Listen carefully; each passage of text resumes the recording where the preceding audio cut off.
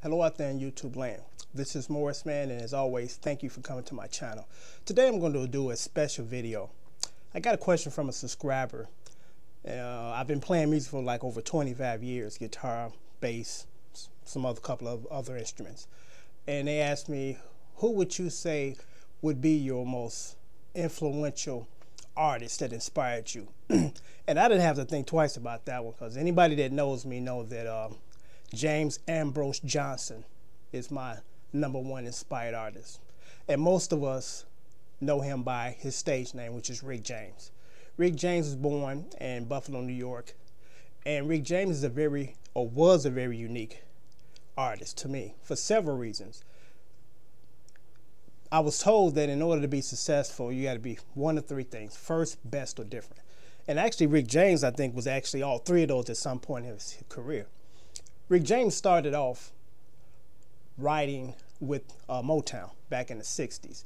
And actually one of the very first songs that he penned was a song called Melinda, which co-writer was Smokey Robinson. It was a very beautiful ballad in the early 70s. And I had went looking for that particular song for years, but the reason why I couldn't find it because I thought it was entitled Belinda. It was actually Melinda. Very beautiful ballad. So for a couple of years, Rick James was on Motown as a staff writer. Then eventually he, I guess, graduated or promoted to artist. And oddly enough, he was in a band called the Minor Birds that Motown never released the record. They actually put it on the shelf. And oddly enough, the other two members of that band went on to become Hall of Famers, Neil Young and the lead singer for Steppenwolf. Now, I can't imagine those three guys together, but hey, when you do music, it's universal and the creative juices just flow. And they never did release that album, unfortunately. So after that, Rick James went to the war, or should I say he signed up for the armed forces. And I guess at some point in time he decided he didn't want to do that, so he fled and went to Canada, and he was charged with going AWOL. But he did come back to the States, and I think he did serve a little time in the Briggs for going AWOL. But during the time that he was in Canada, he formed another band, biracial band, and the name of that band was called White Cane. And I was in search of that album for like 10 years, because when I read in Right On magazine, they did a special story. The whole book was basically on Rick James, and they mentioned about that particular album. So I was quite excited about trying to track it down, and thanks to eBay, I did. The first week that I got on eBay, I actually found 2 copies of that album. And it was pretty good. It was kind of different. It was kind of like a folk pop type of thing. Nothing like the band or the sound that he was going to eventually create with Stone City Band. So when he came back from Canada, he formed the Stone City Band. And at that time, the hot thing or the hot artist was Bootsy Collins. And he made a comment stating that, wow, this guy just trying to do a Jimi Hendrix imitation. We can do better, and we can take our group to the top, which actually what he did. And what was so unique to me about the Stone City Band was, or Rick James compositions was, it was R&B based. You can definitely hear the rock influences. And oddly enough, in just about every Rick James song, and for most just enjoyers of music would have not probably caught on to this, but musicians would have, a lot of his songs had a lot of jazz chords in it. And that was kind of unique for its time, with the exception of Motown. But everybody else is just doing basically major, minor, minor sevens, minor suspended fourths. But Rick James is doing a lot of diminished chords, augmented chords, which is kind of unique for an R&B man.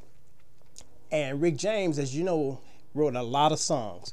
And what I loved about his songs was not only they were good songs, they were arranged very well. And I think he kind of brought that talent over from when he was writing with Motown or for Motown, because Motown was known for their lavish arrangements as well. So Rick just kind of, I guess, took that with him, because when you listen to Rick James stuff or songs, especially when you have your headphones on, you can really appreciate the arrangements. A guitar lead's picking over in this ear, rhythm is over here, horns are in the middle, drums, bass, keyboard, clavinet, just everything. And it was arranged well, like, again, the Motown stuff. Because I'm not knocking today's music, because I'm an older guy and I can appreciate my era just like the young guys appreciate theirs, and I respect that. But what I miss And yesterday's music, it's the arrangements. Because in most songs now, it's just a big drum beat, a bass line, and just a synth line running in and out. You know, something to that extent. There's no multiple guitars, multiple piano layers like it was back in the 60s, 70s, 50s on back. So, you know, I kind of miss that. And Rick James did that extremely well. One of the many things that I loved about Rick James, the artist, was his songwriting ability. He wrote very good songs.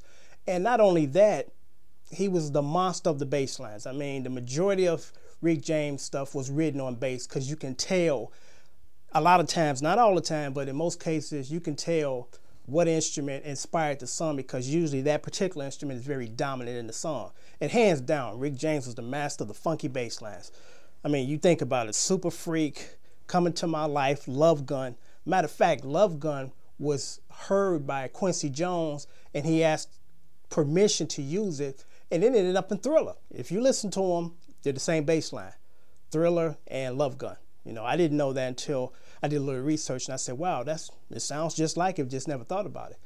And I owe a lot to Rick James, because if it wasn't for him, I don't think I would have been playing and appreciating and loving music for over 25 years and writing songs, you know. So the year that he died in 2004 was a very difficult year for me, because within a matter of 2 weeks span, I lost my idol, musical idol, and I lost my mom. And my mom was very dear to me. Everybody that knows me know that my mom was very dear to me. So that was a very difficult year for me. But I'm glad that Rick James have a legacy that will live on, and we listen to his music every day and enjoy it. And not only that, but he was a great producer. You know, you think about it, Mary Jane Girls, Processing the Do-Rags. I think it was another guy, saxophone artist by the name of, I want to say Bobby J, but I might be mistaken. But Rick James wrote a lot of great songs, produced a lot of great songs for other artists. Tina Marie, another one. So I just thought I would pay tribute to the man and his music. And I thank you for coming to my channel and viewing this video, this special video. And, you know, I might do another one in the future on him, some a little more in-depth stuff, because I couldn't cover the master in 7 minutes. But I did my best. I tried my best. So thanks for watching, and see you guys next time. Thanks.